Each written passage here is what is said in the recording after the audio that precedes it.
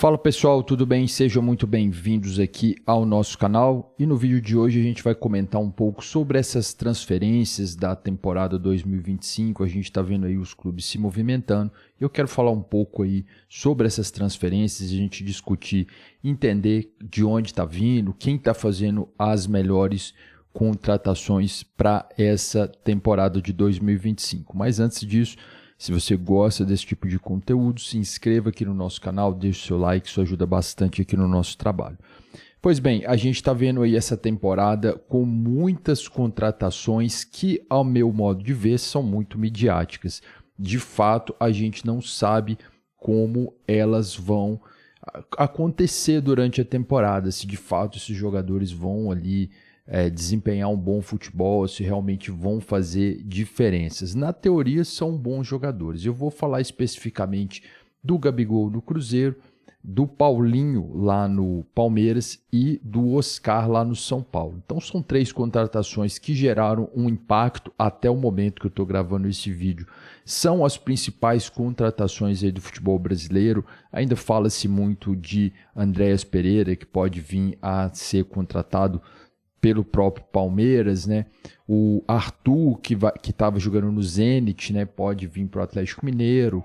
O Rony, né? Indo para o Atlético Mineiro, saindo do Palmeiras. Enfim, existe uma certa repercussão. É um momento em que a gente vê muito isso no mercado, né? Muita falação, os dirigentes ali aparecendo muito ali, jogando para a torcida. Mas, de fato, assim, é um período pouco até chato, né? Porque o que a gente gosta de ver realmente é a bola rolando, os jogos e de fato ali, né, os jogadores dentro de campo, se aquilo ali vai funcionar. E por enquanto é só muita conversa. Bom, vamos começar falando do Oscar no São Paulo. Eu acho que é um cara que a gente conhece muito aqui, principalmente ali na Copa de 2014, vamos dizer, já se passaram 10 anos. Naquele jogo lá do 7-1, aquele gol único foi o gol do Oscar. Naquele momento ali, era um cara que era uma promessa, era um jogador talentoso, um cara ali cerebral ali no meio campo, então era um cara que tinha uma certa expectativa em cima disso, mas depois daquele 7-1, de fato, realmente aquilo pesou muito. Acho que o Oscar fez umas temporadas na Europa depois, chegou a jogar no Chelsea, mas ele nos últimos anos tem jogado lá no futebol chinês, que vamos dizer que é uma liga que é muito abaixo o nível, né? O nível é muito abaixo das ligas que a gente está acostumado aqui, né? Das ligas europeias, das ligas aqui da América do Sul e até mesmo das ligas lá sauditas, né? Onde a gente vê que o nível ali é maior, né? Tem bons jogadores e... Então, assim, o futebol chinês é um grande incógnita para a gente. Nós não conhecemos, não sabemos como o Oscar vai chegar aqui no Brasil. Então pode ser uma boa contratação, como pode ser um nome ali que nos últimos anos ali o São Paulo teve muito isso, né? A gente pensar aí no Daniel Alves, no Rames Rodrigues, que foram jogadores estrelas que de fato não colocaram ali o seu melhor, né? Talvez ali não por causa deles em si, mas talvez é porque já não davam conta mais de render tudo aquilo que se esperava deles, né? Então o São Paulo passou por isso nos últimos anos. E a diretoria do São Paulo tem falado muito de ter um ano de mais austeridade, de não ficar gastando altos valores para contratar jogadores e trouxeram aí o Oscar. Então a gente vê como que existe essa falação mesmo, né, dos diretores aí jogando para a torcida, né? Parece que o Wendel também é um nome ali, né, o jogador do Porto, né? Pode ser que apareça também no São Paulo. Então, nomes muito midiáticos e de impacto, mas de fato não sabemos como esses caras estão e o que eles vão apresentar. Bom, a segunda que eu quero comentar é o Paulinho lá no Palmeiras, né?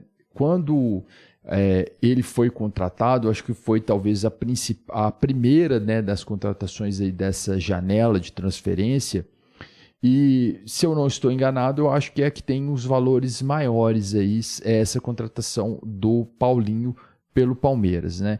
A torcida do Palmeiras cobrava muito da Leila Pereira um centroavante, né? Muito tempo que o Palmeiras não tem um cara ali específico para jogar nessa posição. O Paulinho, eu acho que ele não é um centroavante propriamente dito, ele joga ali no ataque, mas meio que essa posição que eu não sou muito favorável a esse tipo de posição, eu não bato muita palma para esse tipo de posição, mas hoje em dia a gente tem muito a figura do meio atacante. Eu não bato muita palma porque eu acho que você quebrou um pouco a lógica do futebol como a gente estava acostumado. A gente tinha lá um camisa 9 que fazia a função de centroavante, eu vou citar um exemplo, Ronaldo Fenômeno, e a gente tinha lá um camisa 10 clássico, vários times aqui do Brasil tinham essa figura, esse jogador. Eu vou citar, por exemplo, o Alex, que jogou lá no Cruzeiro, jogou no Curitiba, jogou no Palmeiras. Então você tinha ali a figura de um cara armador e a figura de um cara centroavante. Então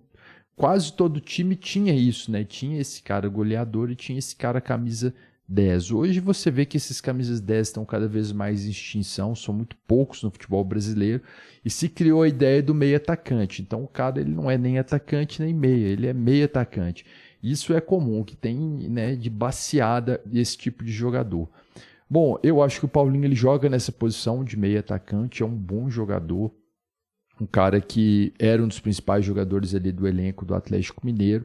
Isso impactou muito quando fizeram essa transferência, porque tirou um cara ali principal do Atlético Mineiro, mas ele estava com uma lesão, a gente não sabe quando ele vai voltar a jogar, então provavelmente aí nos primeiros jogos do Palmeiras ele não vai estar atuando, né? Ele já vai estar atuando talvez ali no meio para o final do Campeonato Paulista, né? Quando tiver ali quase começando o Campeonato Brasileiro, e aí tem aquela coisa, o cara vem de lesão, a gente não sabe como ele volta. Eu acho que pode fazer diferença no elenco, é uma boa contratação, mas não sabemos como vem jogar o Paulinho. E por último, para encerrar o vídeo, a gente tem o Gabigol, que foi um cara muito badalado também aí nessa transição, muita mídia em cima dele, ele já chegou lá provocando os rivais, né? Provocou o Atlético Mineiro, provocou o Flamengo, né? Provocou o Tite, então assim, muita mídia em cima. O Cruzeiro fez um evento, eu achei muito interessante, muito bacana, né? Que é muito comum você ver, principalmente lá no Real Madrid, quando anunciam grandes estrelas, né? Fazer um evento no estádio ali, eu acho legal esse tipo de evento, né? Foi um evento bacana ali para a torcida, né? Comemorar, mas eu acho que o torcedor ali, de certa forma, tá muito emocionado, né? Se falaram muito. O Cruzeiro contratou vários jogadores, trouxe um número elevado ali de jogadores. Na prática, não sei quantos vão funcionar. E falando especificamente do Gabigol, é um cara que tem muito talento, jogou muito bem. Eu estava até tendo uma discussão com algumas pessoas perguntando se quem jogou mais, o Thiago Neves ou o Gabigol. Claro que é posições diferentes, eu acho que o Gabigol joga mais adiantado, né? O Thiago Neves talvez faz aquela função do camisa 10 clássico, mas eu acho que o Gabigol ganhou mais títulos, né, do que o Thiago Neves. No entanto, o Thiago Neves ele teve uma sequência de carreira mais equilibrada do que o Gabigol, no sentido de que ele jogou mais temporadas bem do que o Gabigol. Esse tipo de comparação, às vezes ela é meio ingrata, às vezes ela é meio sem sentido, né? Mas fazendo uma brincadeira mesmo, eu acho que a carreira do Thiago Neves foi mais equilibrada. O Gabigol talvez seja melhor jogador, ou seja, um cara mais decisivo pelas taças que já conquistou, mas a gente tem que pensar que ele jogou em times melhores, eu acho, né? Os times do Flamengo que ele jogou eram super times, né? Comparando com os times que o Thiago Neves jogou. Jogou em grandes times também o Thiago Neves. Enfim, é difícil a gente definir isso. Mas, de fato, o que acontece é que o Gabigol é um cara que ele tem ali momentos de oscilações na carreira. Então, ele no Santos, ele começou ali bem, depois não fez bons campeonatos brasileiros, depois ele teve um auge ali, onde ele foi um goleador no Campeonato Brasileiro e foi negociado para a Inter de Milão. Lá na Inter de Milão não jogou absolutamente nada. Quando chegou aqui no Flamengo, fez um grande sucesso, né? Foi um cara que conquistou o título da Libertadores, foi importante no Campeonato Brasileiro, fez boas temporadas pelo Flamengo, mas depois ele, nos últimos 2 anos aí, ele praticamente não jogou nada.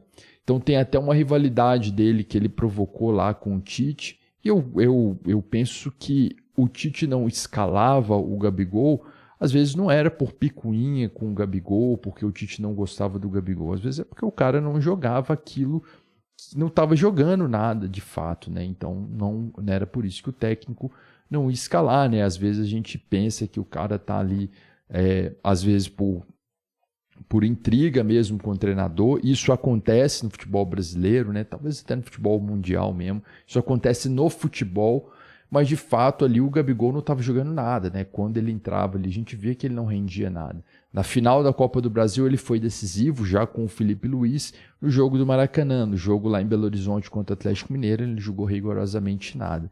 Então é um cara que joga muita bola, um bom nome. A gente não sabe se ele vai voltar a jogar bem, depende dele, muita gente fala, mas eu acho que não é tão simples assim. Às vezes o cara pode até querer, mas pode não conseguir, né? Então, assim, é um grande nome, mas ainda uma incógnita, né? Então, assim, em linhas gerais, eu acho que são contratações de peso, mas que a gente ainda tem uma dúvida muito grande de como vão jogar. Só com o tempo mesmo para a gente saber isso aí. Bom, então era isso. Deixa aqui nos comentários a sua opinião, o que você achou dessas contratações, quem contratou melhor. Eu fico por aqui, um abraço a todos e até a próxima.